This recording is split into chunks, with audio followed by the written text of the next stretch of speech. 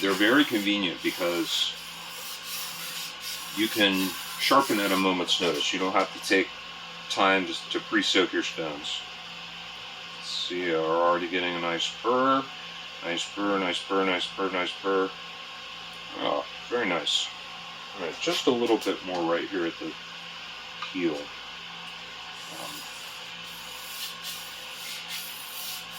Some of these Splash and Go stones do not cut quite as quickly as a traditional whetstone, but this one cuts very quickly for a 1,000 grit stone. It's really handy. It's a very large size stone too, which makes working on these large plates much easier. All right, we've got a great burr all the way down that side. I did promise you this would go much faster once I got off the 400 stone. So now we're going to work the left side of the knife. The 1,000 grit range of stone is where the real sharpness happens. This is where you either make a very sharp, crisp edge or you don't. Once we get past here, we're just polishing.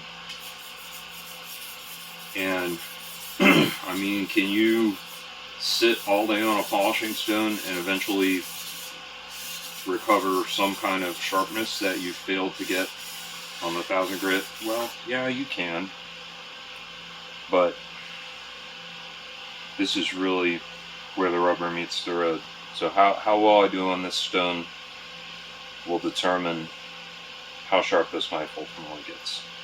Alright, need a little bit more down in the heel again here.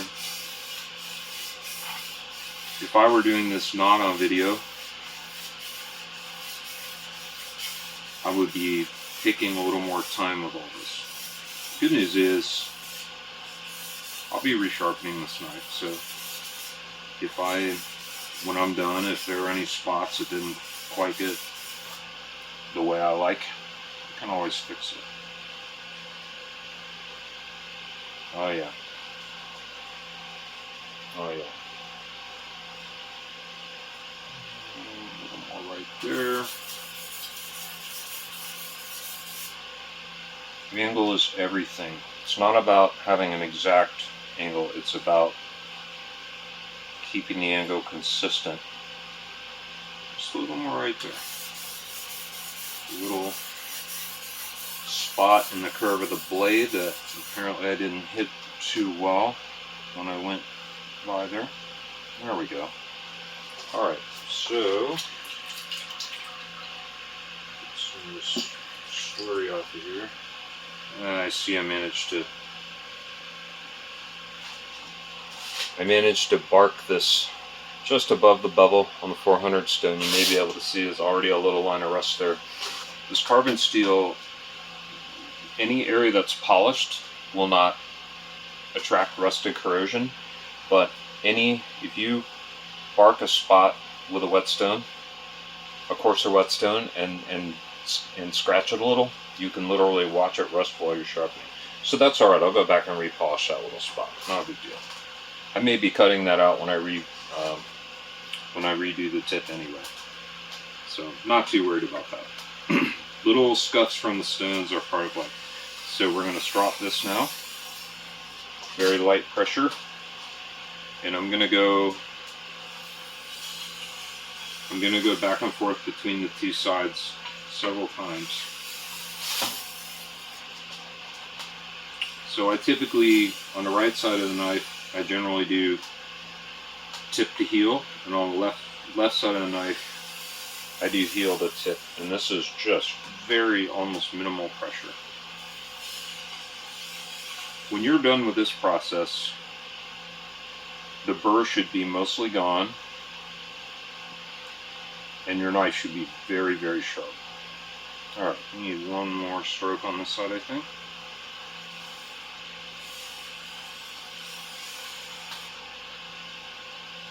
Oh yeah. Alright, that's all of that. Time to move on to the polishing stones. This won't take long. and then we'll test it out. So normally at that stage of the game, I would take my handy dandy Nagura and clean the stone, but I'm just going to satisfy myself rinsing it off, and I will run the Nagura on it and clean it up later.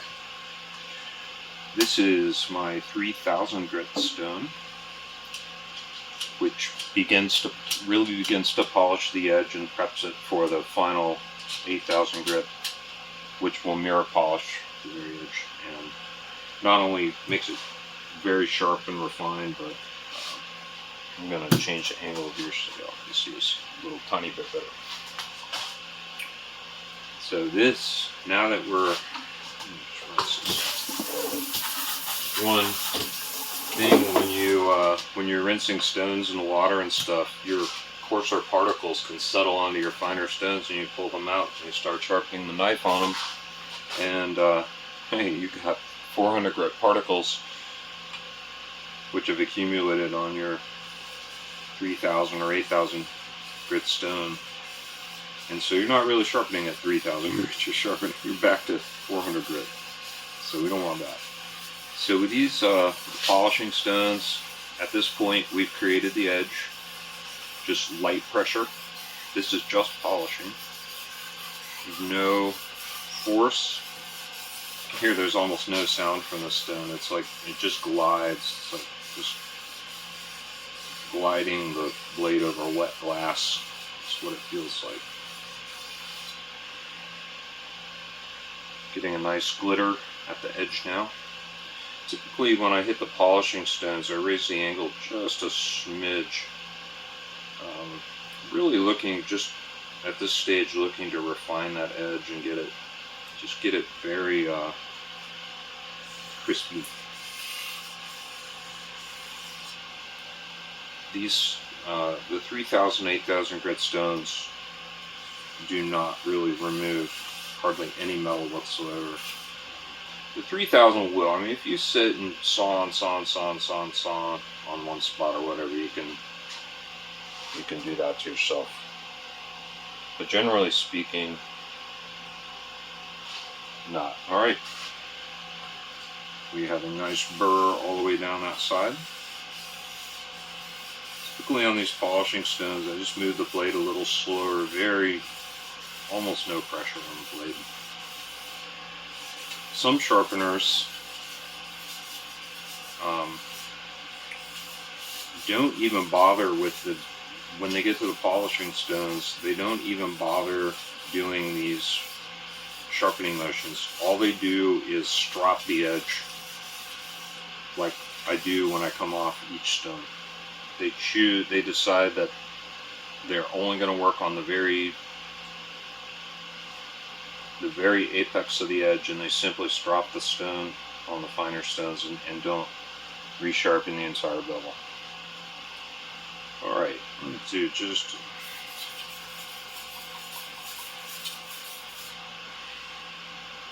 my favorite spot again. Something in the curvature of the blade right there, combined with the way that I move the blade over the stone, just kind of doesn't hit that one spot. Alright, so some very gentle strops. Let's do a couple more minutes.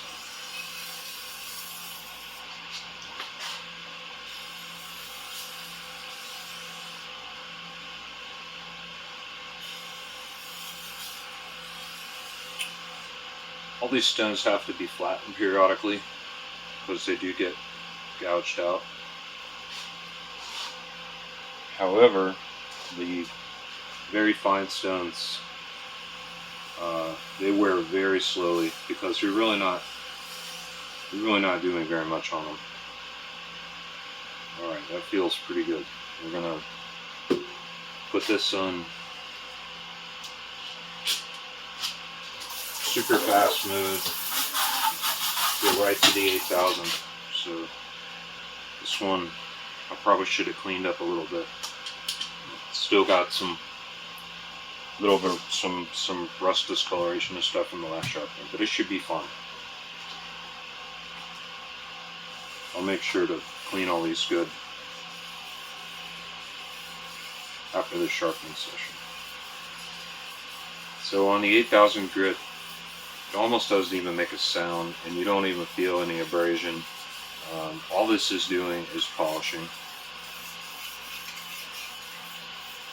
Polishing what your other stones have done. Virtually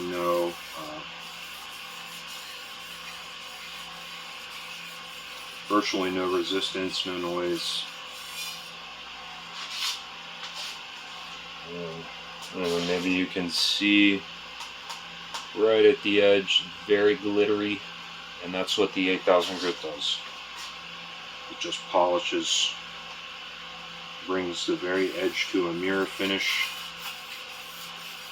where it's very refined all the way down the blade, and no corrosion can enter that mirror-like surface. Keeps the edge of your knife very clean, not having to worry about rust and corrosion and stuff, especially on these carbon steel knives. You know, your average inexpensive stainless steel knife that you get at the store or whatever.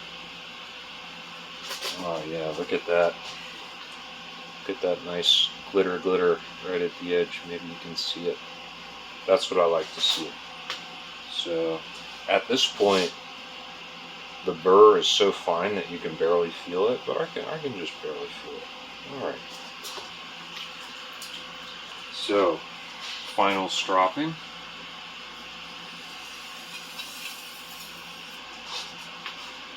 Just pass it back and forth a few times.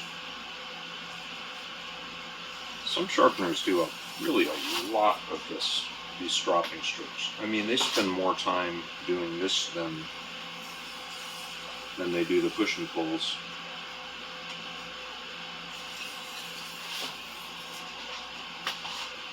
I found for myself a few get the job done, and I don't have to spend all day passing back and forth on this, but I have had a couple of knives where I felt like I did have to do that, and the extra time I spent doing these stropping strokes on the fine stone really paid off in a nice edge.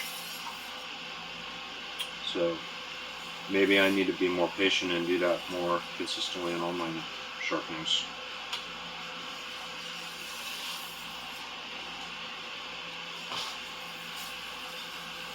Alright, let's see how that feels.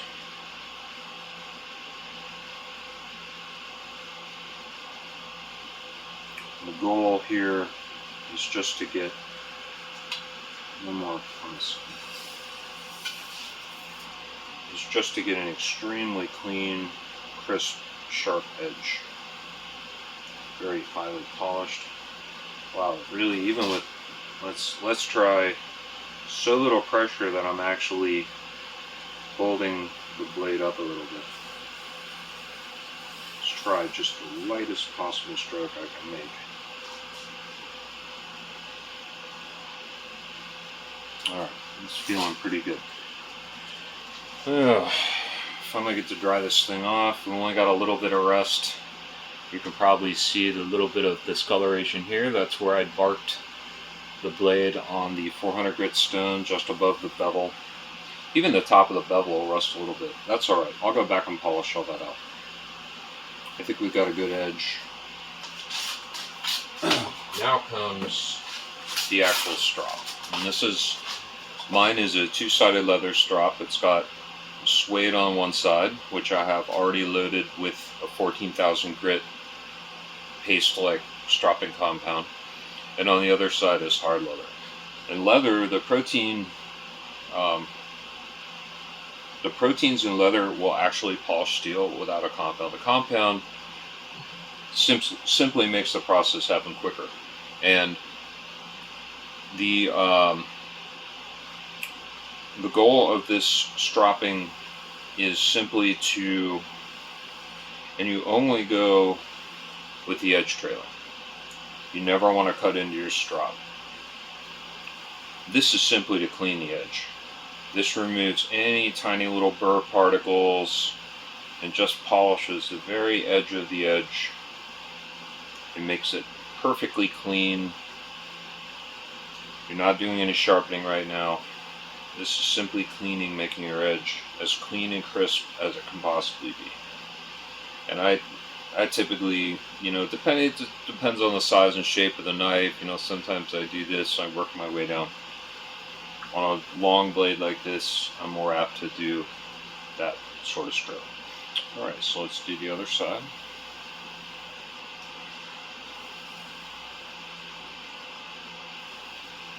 I usually sit down to do this too. I go out in my living room, sit in my nice comfy chair, put this in my lap. It's like my reward for getting to that standing out here slaving over the stones for half an hour or whatever. Alright, let's just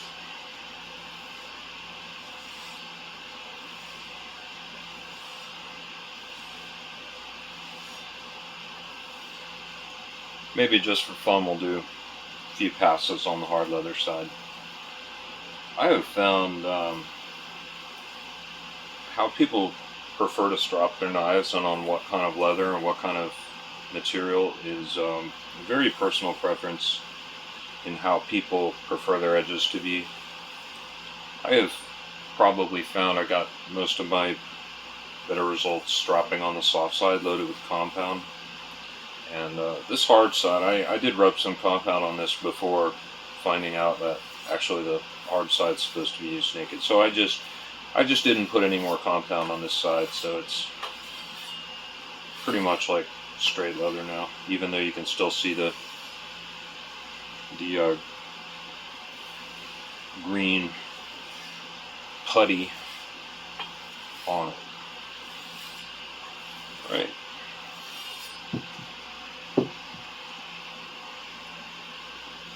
So let's see if this thing's sharp.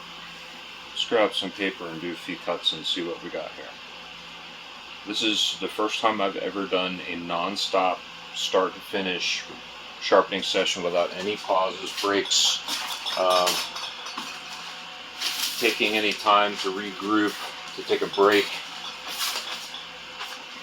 So this will be an interesting, just a little bit. This will be an interesting test to see if I can do a complete sharpening from, bolster grinding down all the way to finish polishing, all the way without one stop. So let's see how we do. I guess I should get the knife in the picture. Oh, it's sharp though. Wow.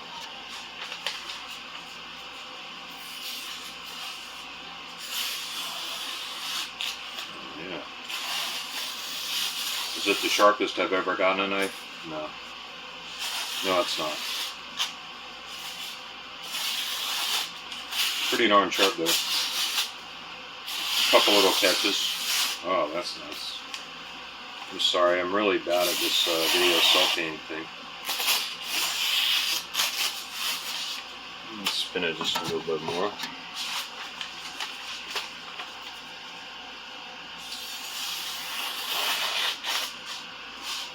This thing's huge.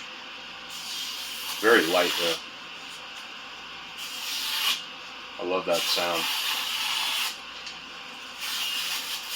When I sharpen this knife again off camera and take my time, it's going to get so sharp. I kind of can't wait for that, but pretty good right now. Pretty good. I mean, I could use this for dinner prep tonight, and in fact I probably will. Oh, that's nice. Look at that. So there you have it. We went from dull as a butter knife to that in 52 minutes, including lots of me talking and extraneous stuff. But it was a pretty good sharpening session, and now you kind of see how the process works. I guess I can hold the phone now, put the knife down. So thanks for watching, and maybe we'll do some more of these longer videos in the future. Take it easy.